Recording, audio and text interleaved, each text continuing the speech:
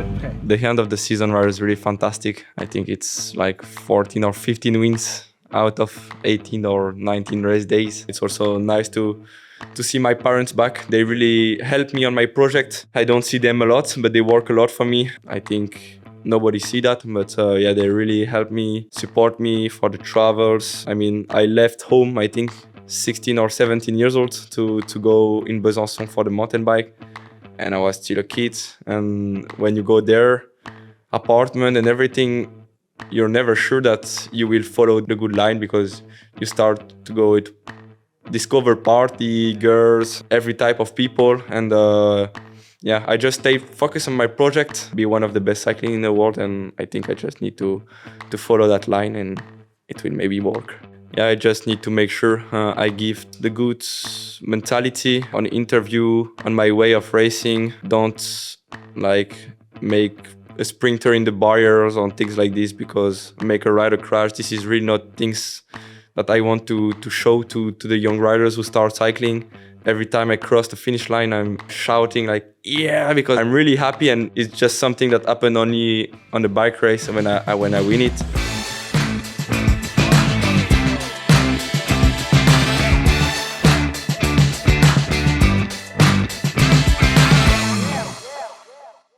Paul, first of all, welcome back on the Castelli podcast, and welcome back from China and the Tour of Guangxi, and a remarkable performance with 5 bunch sprint wins out of possible 5 on the final day of racing of the 2025 World Tour season. What a way to wrap up a fantastic season with a total of 19 victories. Yes. A second place at Omloop at the beginning of the season, and you took part in your first Grand Tour in May at the Tour of Italy. Yeah. At the age of only 21. That's pretty remarkable. A busy season. Yes, really big seasons. Did you expect any of that?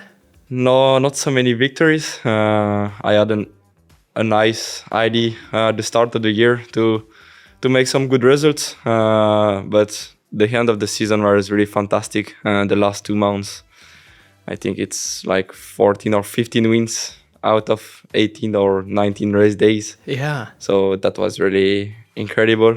It's hard to believe, but in the end, it was like a machine in the end. I was every day in the bunch sprint, feeling my way to winning. And that was, I think, a big experience, especially in China. Completely new for me, and that was a super nice experience. How was China? Did you also have time beforehand to do a little bit of sightseeing? Yeah, we had a nice team there with funny guys. So we also had a Cherny with quite a local there. He went a few times, so he knew all the application to rent scooter. Nice. And every evening we went to visit the city, and the nice group atmosphere make it like a holiday almost. Nice. And also bonding, that would definitely also help then with the racing afterwards. So you said 80, 90 race days this year with a total of 11,685 kilometers of race distance in your legs. Yeah, that's a lot. I just had a meeting yesterday with my coach, and I can see that every year my race kilometer are building up, my training kilometers also building up, and I feel that I step up every year, maybe even every half of season. I feel like I'm getting stronger and stronger, and it's a super nice feeling. Yeah, no, it's positive as long as you have this nice and steady growth. So you're only 21 in just your second year as a pro, and you're already turning heads in the peloton.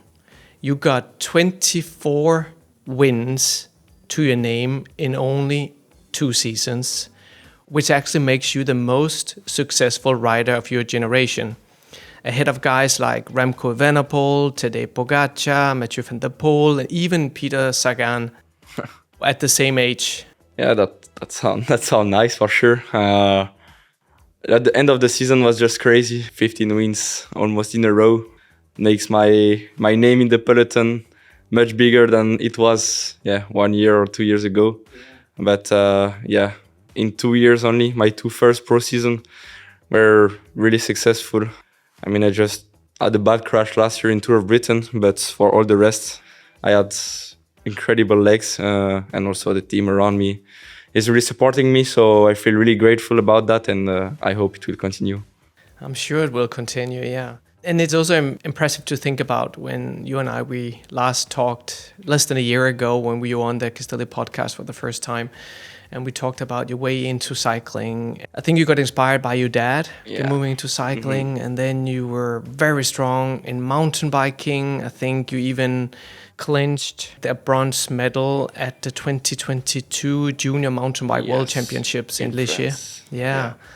And then moving on to Trinity, and then over to the transition to Quickstep. And now you're on the second year, and you're the most winning rider of your generation. That's unbelievable. Yeah, everything goes super fast. It's hard to really realize. I think now I will have off season to really recover and see everything I did this year. Also a lot of podium or top 10 in big races like Omloop or Prouet, a long race. A nice race at the Nationals, not the jersey, but I think it will come in the next few years. That's also a big goal for the next few seasons. But I'm super grateful to be part of the Wolfpack family. I grew up super fast. They gave me a lot of confidence, and I think in the sprints the confidence is a key point. And with such a team like this, it was really helpful. Also, the way that you said that you guys were bonding there in China, renting scooters and, playing around almost like kids, but, connecting. And because that is also part of a lead out train. But I got so many questions here lined up for you. But before we get into that, I know that today we're sitting here at the Soudal headquarters here in Belgium. It's the end of season team reunion. Everyone gets together, and before going on, for the off season and taking a well-deserved break after a long season. You just got back, or less than 2 days ago, from China. Yeah, 1 day and a half, something like this. So you're probably still jet-lagged. Yeah, really. So, and looking forward to going home. This afternoon, we'll be out doing a small Castelli shooting with you, which is going to be amazing. I can't wait, because and then you will get a sneak peek as the only rider on the team to see some of the new cool products we are introducing in winter 26. My last ride of the 2025 season. Yeah. But tonight you will fly back home to Grenoble. Yeah. So from tomorrow, when finally arriving home, to enjoy a hopeful, peaceful and relaxing off-season. Yeah. What will you be doing? Will be my first year, I think, where I will really take my time, because as a junior, when I turned under 23 to Trinity, I was putting in myself pressure a bit. I really wanted to step up, so I still trained a bit during my off season. Then from Trinity to Quickstep, the goals are also really big. You don't want to be in December camp with a bad shape. You want to show that you can be a strong rider. And then last year I crashed, so I was also really motivated to come back in a good shape. But this year I end up the season with a super nice feeling. I felt more and more that the mental health or just feeling is the most important. I had really not the best shape of my season the last few races. The shape was super nice, but just I did not train like a hell. I just trained easy. I was just really free mind, and I really enjoyed to be there with the team. And I think this is what makes the biggest difference. And so now for my whole season, I will really just take it easy and restart bending up. Middle of November to get ready for 2026. But when I will get home, some rest, time with the family, things that you don't really have time to do during the season. Yeah, and catching up with friends. So since the first interview we did with you, there you told me about how you got into cycling, how you transitioned, from mountain bike to Trinity and then to Soudal Quickstep. And I think that was so interesting. So to those of our listeners who missed that episode, I will drop a link in the show notes so they can take a listen to the first one, because I think actually it was a really, really good episode we did there together. But this one here will take a bit of a different twist. So We'll talk about your job as a sprinter and the sprinting mentality and the coordination of a lead-out train and all that. But before we kick off that part of the interview, I have this tradition that we do a quick fire round of 10 questions. I think we also did it last time with you. Yeah, quick questions with a quick answer. Exactly. So I got 10 questions lined up for you. You're only allowed to answer with one word, Okay. or if absolutely necessary, a one-sentence answer. You ready? Yeah. What's the maximum power number you ever hit in a bunch sprint? 1,700. 1,700? Yeah. What's the first thing that goes through your head when the final kilometer starts? I can be the fastest. Your favorite Castelli product? I know it's a difficult one to choose because there are so many. But if you have to pick The one, rain jackets. The rain jackets. Yeah, the Gavia one. The Gavia. Yeah. Nice. What's your dream race to win one day? World Championships. What do you prefer? A flowy cross-country trail with a few jumps, or a fast, smooth tarmac descent in the French Alps? Downhill mountain bike. Lead-out train or solo chaos in a sprint? Lead out train. Favorite French food you miss on the road? Bread. Bread? The baguette? Yeah, the baguettes. Corner or a long straight line to the finish? Corner. Beach holiday or mountain escape in the French Alps during off-season? Mountains. I think we touched on that earlier, yeah. And last one, Netflix, YouTube, or a good book when you're in your hotel room? YouTube. Anything particular? Cars. Yeah, you're Yeah. into cars. Cars. Yeah. Sporting cars, I imagine. Yes. Fast cars Yes. with a lot of horsepower. Luxury cars and things like this. Okay, so Paul, in the past, since we started this podcast show here with Castelli, I've had other top sprinters on the podcast, like Michael Mørkøv and your teammates, Team Merlier, with his good friend Bert Verleerberge on the pod. I know you're still very young. I still have a lot to learn. But with such a stunning palmares, I thought it would be a good idea to get into the sprinting mindset. What goes through your mind and some techniques. So when you're inside the final 500 to 600 meters of a sprint, what's running through your head? Do you actually see what is happening around you? Or is it all instinct and muscle memory at that point? I think it's all instinct. We go so fast. It's really about instinct. You just try to see how many meters to go is a finish line. If it's a straight road, you can see the finish line, but sometimes can be tricky with some corners. When it's a straight line, it's all about just the feeling on a sprint.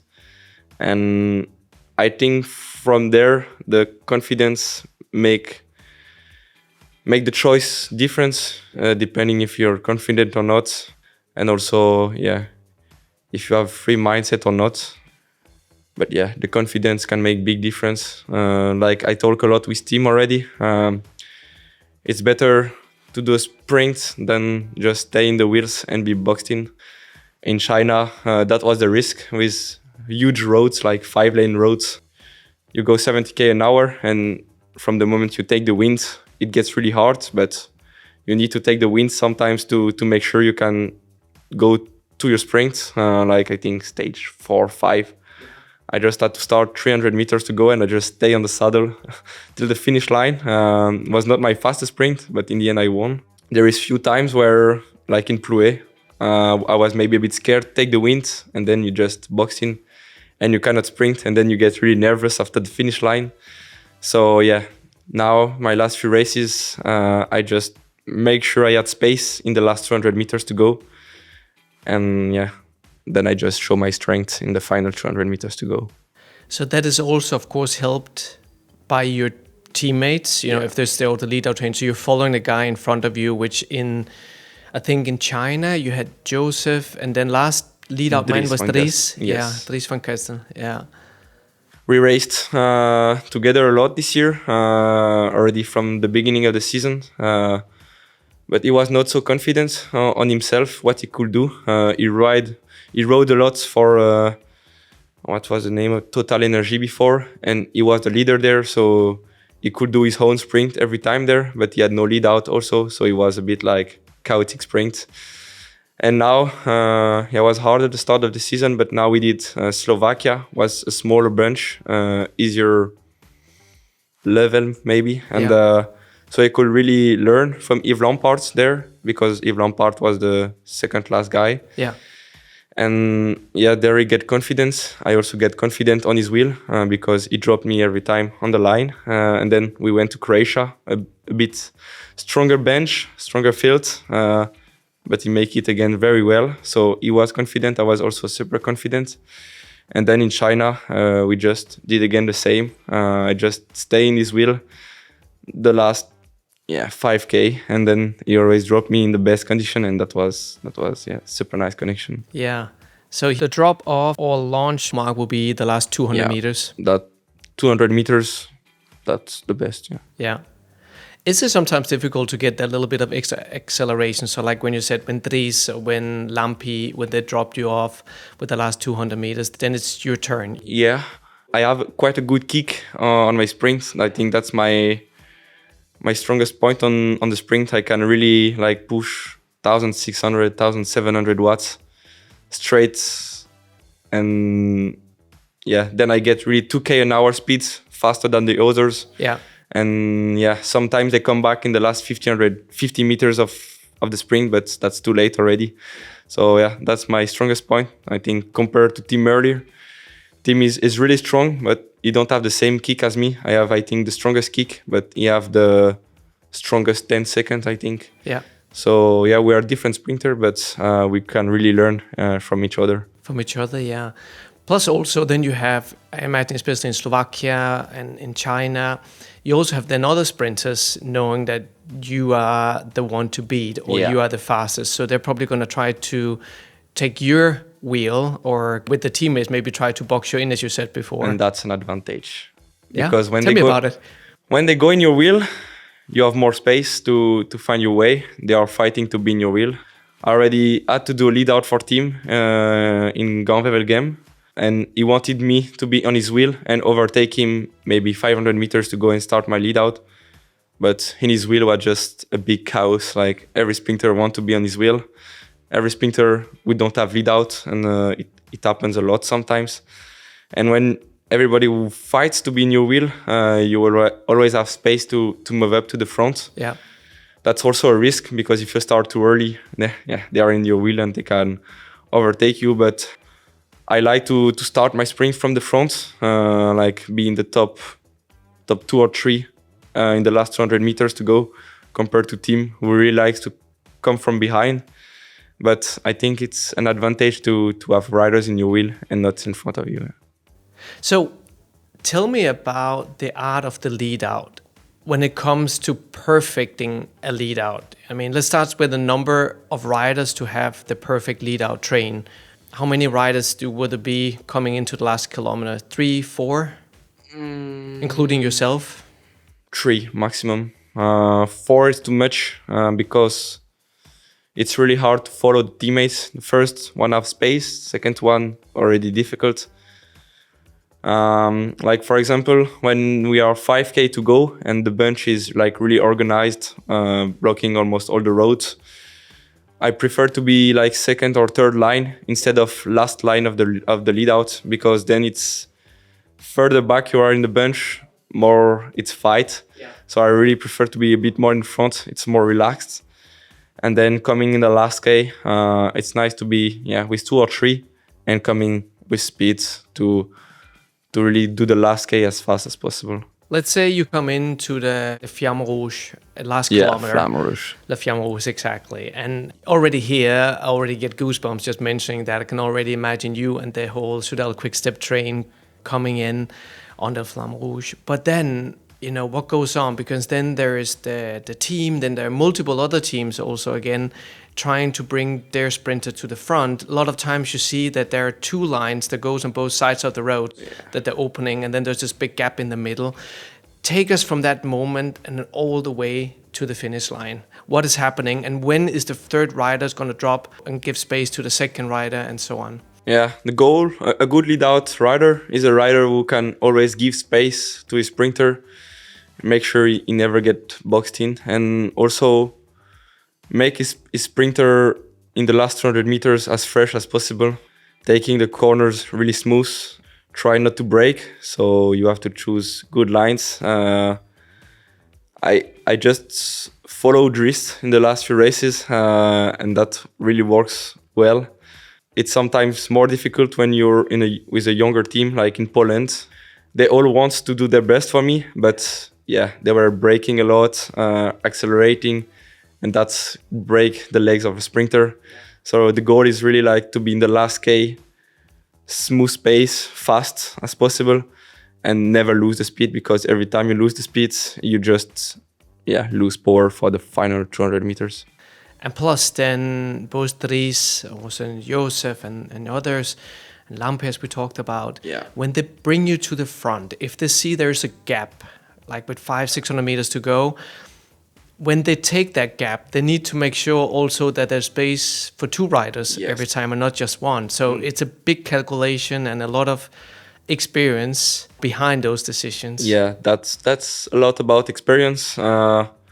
On my side, I always try to not be straight in the wheel, but like if Dries is there, I'm a bit more on his left or more on his right, depending on the side of the bench we are, to see a bit what's happening in front. And yeah, I spend a bit more energy, but I have more visibility of what's happening, and I think that's a big advantage. It is, yeah.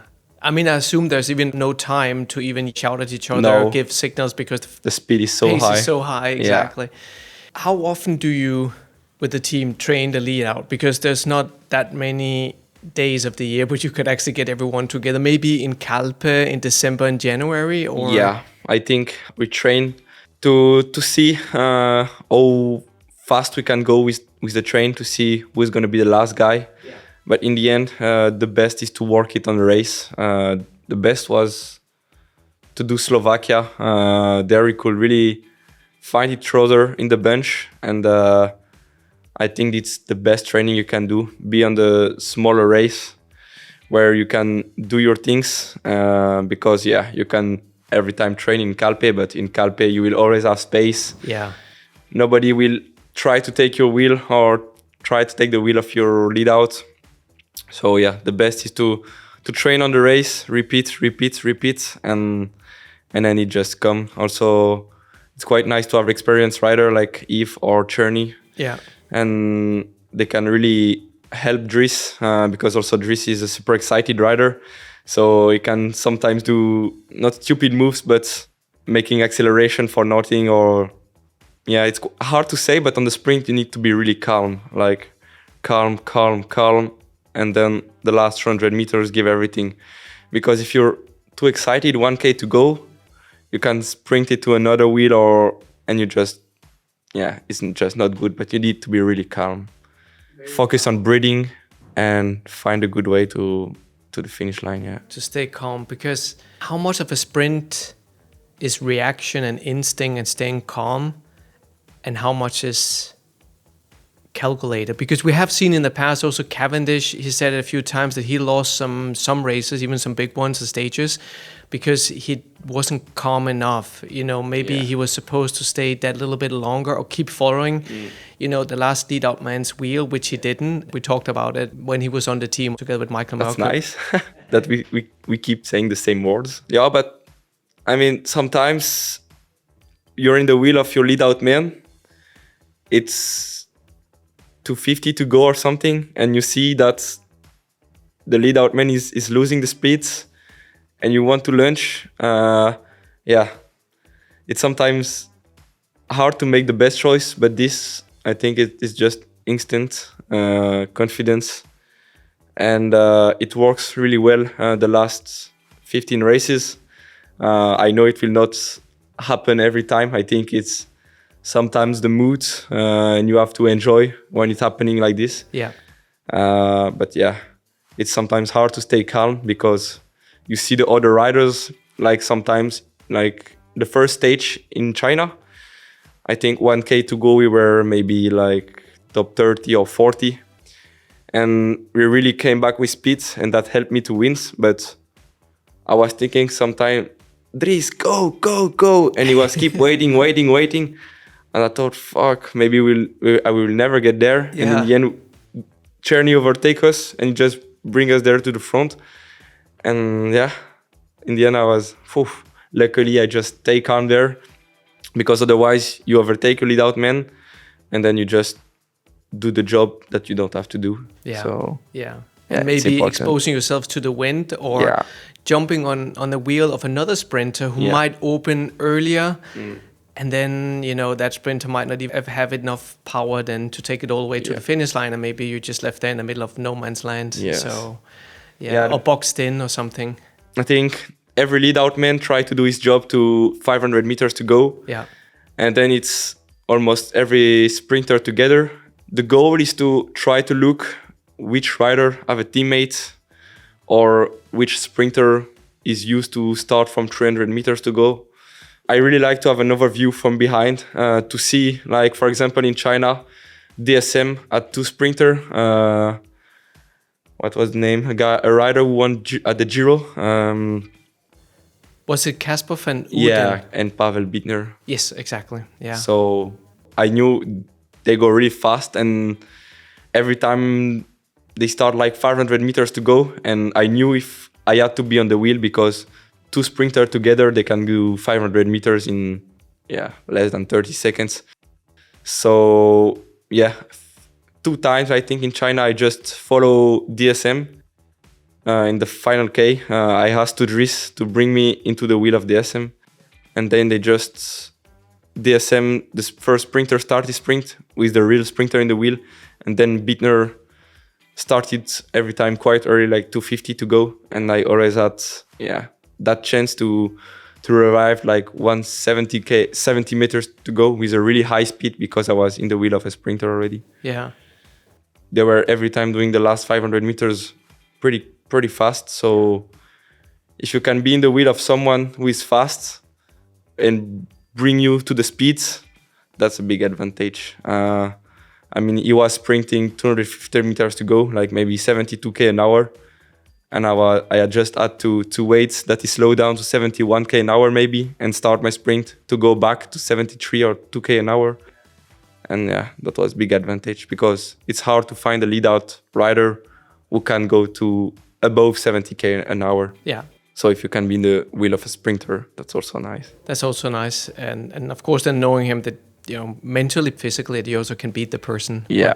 But, of course, you're doing your best. But when you go in to the last 200 meters against the other top sprinters with 70 plus kilometers an hour, is there ever any fear in the chaos, or is it completely blocked out by focus and adrenaline? When I see a finish line, I'm getting really like crazy. I just want to cross it first. When I start my sprint, I just say I just give everything, and it happens when the sprint is long. Yeah.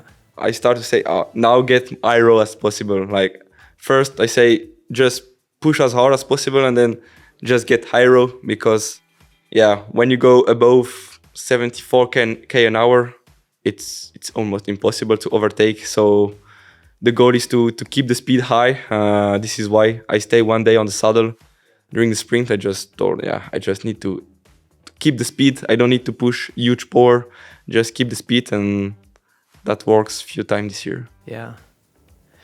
So we mentioned Tim a couple of times already. And I remember also last time you and I, on the first episode, we talked, you told me that he's also been, and still probably is, a mentor to you. Yeah.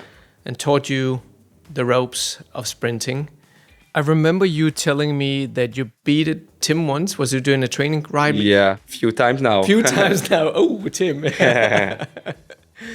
So you do get a little bit of chance, because you are on 2 different race programs. Yes. So, but you do spend some time together. A lot on the camps. Okay. I think we really motivate each other.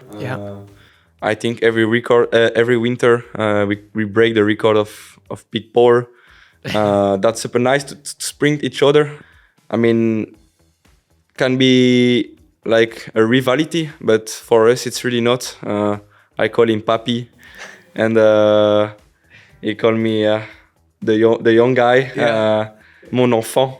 Mon enfant. So yeah, that's really nice. Together we feel really good, and we did few races together this year.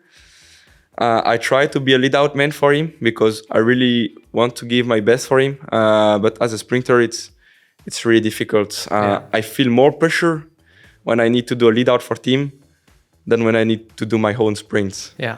So, and Tim felt the same when he was with Philipsen in Alpecin, because it's possible that the team thinks, oh, Paul Magnier is one of the fastest in the world, so if he goes in front of team, they will win for sure. But it doesn't work like this. I think a lead out man don't have to be the fastest, but the guy who can really keep the speed high for 1K, for the last K, and make sure his sprinter has space. And that's not what I can do. So now we decide to not race so much together. But a sprinter and a lead out is really different. And this is something I did not expect. Because also in Trinity, I had to do a lot of lead out. I almost never sprinted. And I was really feeling pressure on myself that I need to bring my sprinter to the front. And this did not work the whole season in Trinity. And then I had my chance in Quick Step. I just say, no pressure, just give your best, and I won. So it's two different worlds, but a sprinter need a lead out. Yeah. And that's nice. So what kind of training, specific training, power especially, and sprint training, are you doing during the season to stay at the very high level? So this year I started to do gym sessions even during the season. In the past I was used to do it a lot during the winter and then stopped a bit between the races. But this year I tried to really keep it one session a week at least, with high weight. We also have like small power meter now that you can put on the squat bar or the leg press and everything, to also have like an idea of the speed you can put on the squat and things like this.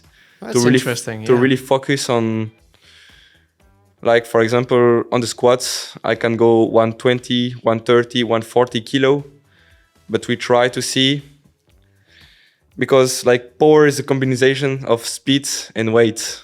And like on gym, we try to, for me, I'm really strong with 80 kilo, for example.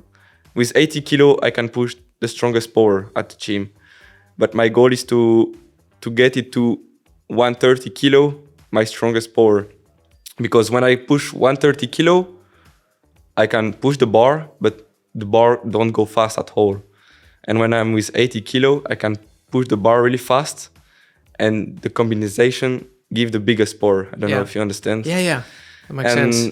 So now the goal with the strength training is to really help me. Like now I started to get stronger with 100 kilo. I think now that's my fastest bar, comparing the weight and speed. Yeah. And the goal is to bring it to 130 kilo. I think this is what team have now.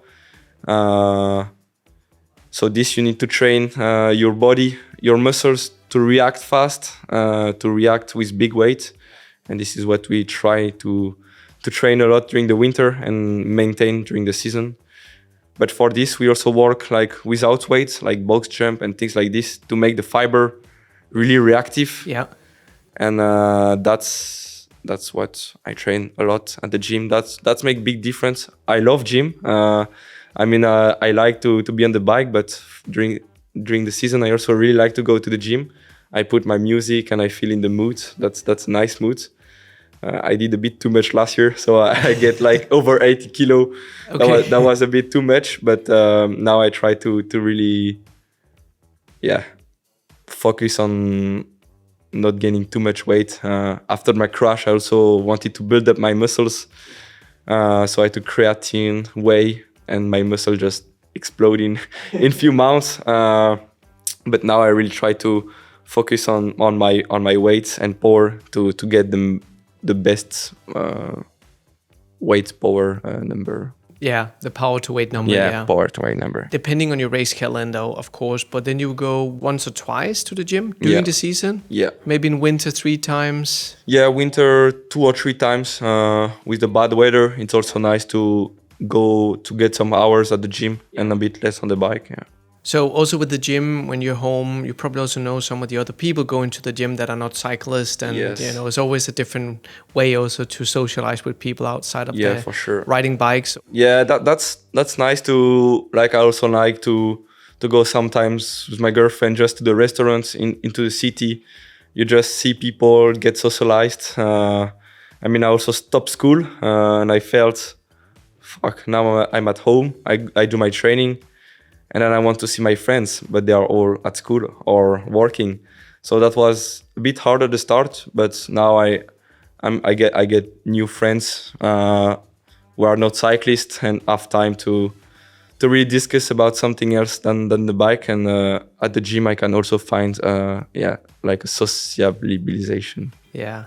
Good. I remember you were telling me that last time we spoke about it, and you said it was kind of difficult when you had to quit school to focus on cycling, and your friends would continue school. So when you had time, they didn't have time to meet with you. And then when you would be traveling, when they were, or be racing on the weekends, when they would have time to socialize. So, but it's good now also in the off season when you can go home and you can meet with them and chill also with your family and everything. So have any of your friends or family said that you changed a little bit, or you remained always the same Paul Magnier that they knew when going to school? The goal is I stay the same. It's something difficult. Some people did not arrive to do it, but my parents really want to make sure I stay not the young Paul Magnier, because for sure I need to grow up, but stay a easy guy. I mean, don't get crazy with the money. We also have like a crazy life, traveling and everything, but make sure I can stay humble. And I get a lot of victories, but I need to really stay humble. Career is long, and just stay humble and stay the same, because I also want that my friends love me for what I am and not for what I do. So this I need to really make sure I stay the same, and it's not always difficult, but my parents are really supporting me, and that's a huge advantage. And also the team make sure I don't get crazy. Yeah, because you're also now part of a new generation of very talented young French cyclists. Yeah.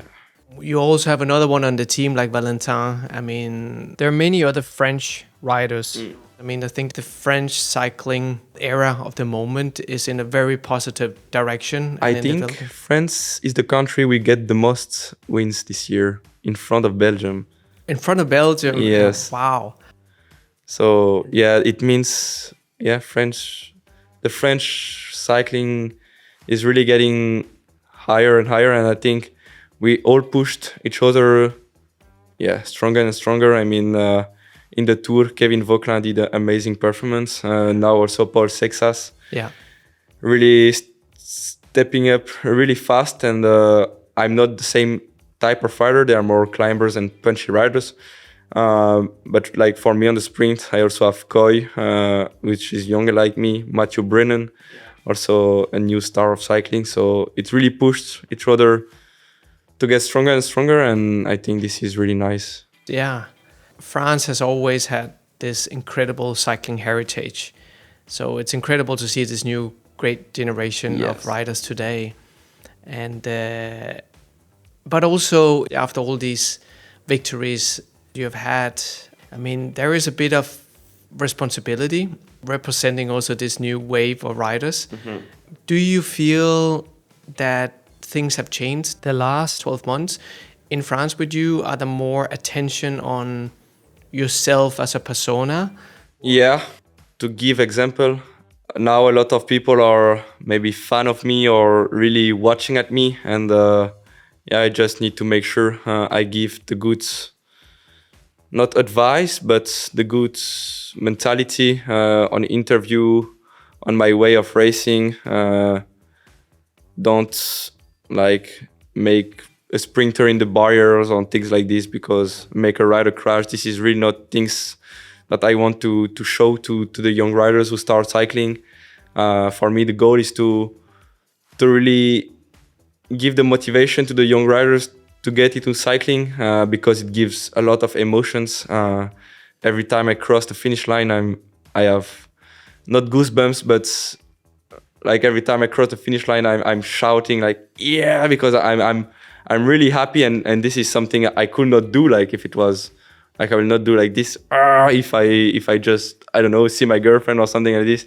It's just something that happened only on the bike race when I win it. Yeah. So yeah, I just want to show this to the future cyclists maybe, and I think this is what I need to do, and I need to be careful that I just show the right and positive things. Yeah. And I think you're doing it in a really good way already. So, but when you're home in Grenoble, so Grenoble is not a huge city, but it's not also a small one. Do people recognize you on the streets now? More and more the gym. It's really a place where people like sports, watch sports. So yeah, I also go to Basic Fit gym.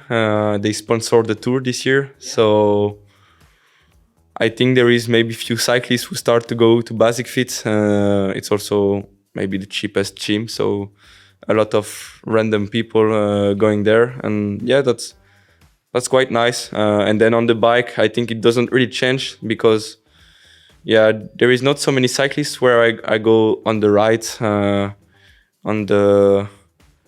it's the Matezine. Yeah, in the Matezine region, south of Grenoble. Yes, and no, there is not so many cyclists. So yeah, from the moment I have the Soudal Quickstep jersey, they just all know who you are. Yeah, exactly. Do you also have cyclists rolling up next to you?